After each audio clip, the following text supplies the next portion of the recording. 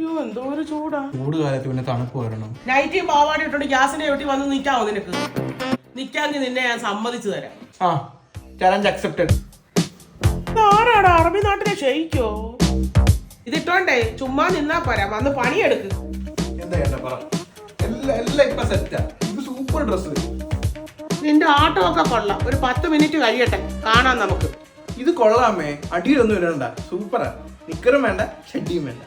അല്ലേ തന്നെ ഇതൊന്നും ഇടാറില്ല, പിന്നെ പറഞ്ഞിട്ട് കാര്യമില്ല. അയ്യോ ഡാ. ബാത്റൂമിൽ പോകാൻ മുട്ടുന്നങ്ങ്. എന്താടാ മോനെ? പൊള്ളി അമ്മേ. നിന്റെ അണ്ടാവും കിണ്ടി എല്ലാം പൊള്ളി കാണും. നിന്നെ ഇനി എന്തോ ഇത് കൊള്ളാം. അമ്മേ അച്ഛോ ഓടി വേണം. അമ്മ മാറ്റി തുടങ്ങി. മാറ്റണം.